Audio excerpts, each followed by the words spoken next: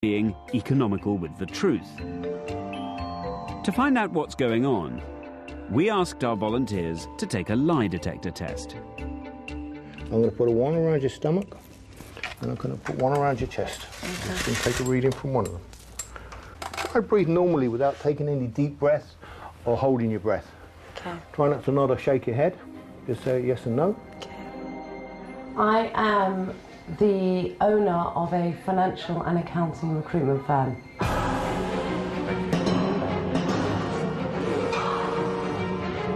I'm very money driven. Jack, I want to have nice holidays, you know, I want to get my convertible sports car, and in the next 6 months they're my goals. So I'm going to achieve them. I'm going to make sure it happens. All right, I'm about to start the test. Okay. All I want to hear from you is a yes or a no. Okay. Is your first name Lucy? Yes.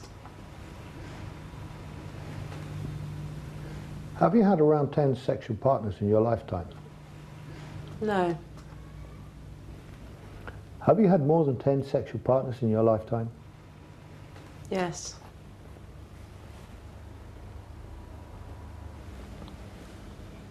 I have had more sexual partners than I admitted to. You know the reasons as to probably why I didn't want to sort of announce it, but yes, I have. Well, what are the reasons? Well, I think the main reasons is sort of, you know, the reputation side of it. You know, I want to attract a nice man. I think the man out there is still old-fashioned in his views and points. I think that, you know, he still likes a very sort of feminine type of girl who, and the thought of him, I've slept with a lot of men, you know, disgust him. When they filled in our anonymous online survey, men and women did admit to having the same numbers of sexual partners. And what's more, nearly a quarter of both sexes admitted to having been unfaithful to a long-term partner. We also found that whatever their past experience, men predicted more than twice as many sexual partners in the future than women did. So even though men are distracted by the idea of sex, they aren't more promiscuous than women after all. It's just that they'd like to be. So, one myth busted. What about the other stereotypes? Women are more emotional. We're more understanding. Friendlier. Sensitive. Caring. But are women really more caring? We hired an 8-year-old actress, fitted her with a secret camera, and abandoned her on a London street. This is what happened next.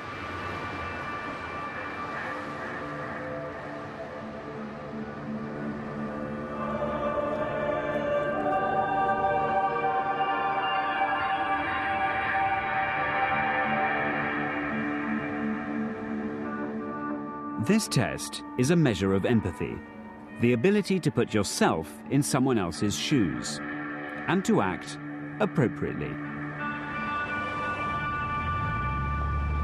Hello, darling.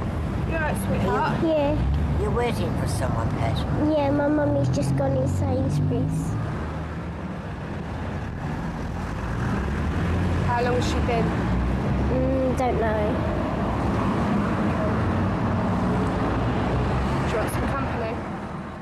Well, I think it was shock to both of us to see a little girl sitting all on her own up against a cement wall. Yes, and you just wanted to go in and protect her and that's make sure that she was okay.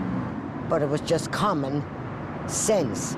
When you see a little girl on her own, you don't walk past her. I saw her twice, actually, going down and coming back up. I thought she was probably waiting for somebody in the hairdresser's act. I know she actually did have quite a brand new pair of shoes on, so I thought she doesn't look as if she's in a large amount of trouble.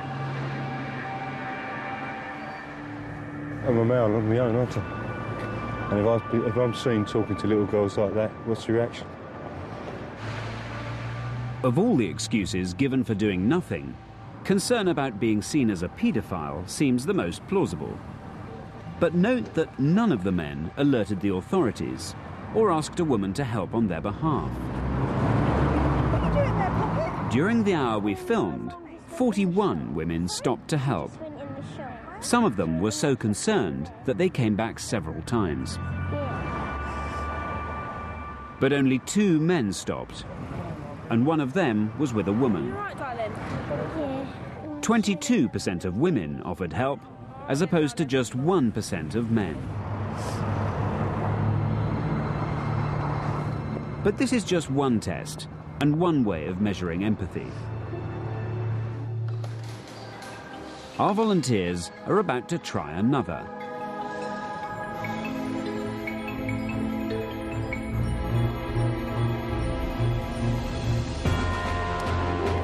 Former para Paddy Doyle runs a boxing gym.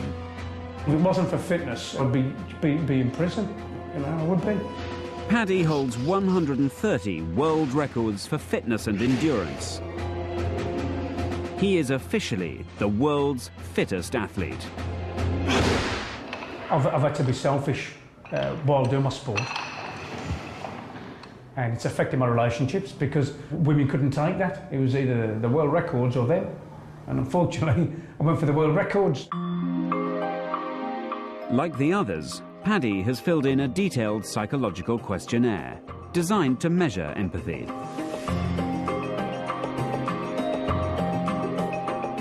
Of the 500,000 people who took part in our online survey, over 90% of the top scorers were women. Men were very much in second place.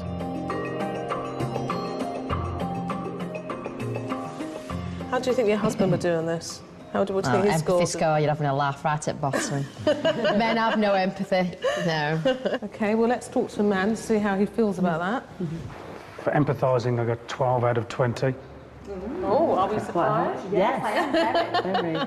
Thought it would have been a bit less. Yeah, so that has surprised me. In the empathy test, Paddy actually outscored all the other men, and all but 2 of the women. Paddy's breaking the mould and showed that some men can be very empathic. What about you? Definitely not the case. Apparently, according to this test, I got 3 out of 20. Apparently, I've been told I do lack a bit of empathy. And I have tried using it in a sentence before, like saying, I empathise with you, but apparently that's not empathy. Can I suggest you go to Paddy for some lessons? I will.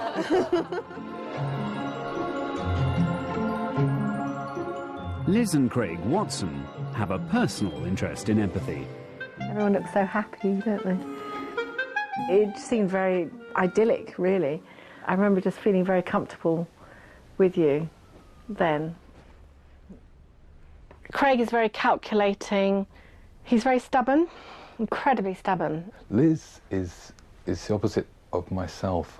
She's almost too fiery, too almost out of control at times. I don't feel Craig understands me hardly at all. And we've gone out sometimes and Craig's had a book and he's reading the book when we're out. You know, that really upsets me, To be fair, I probably haven't done that for several years. You've done it recently. Craig is living the life of a bachelor, actually. And, he's a great bachelor. Liz and Craig blame each other for their failure to communicate. So in an unusual move, we've asked neurologist Ruben Gurr to examine their brains.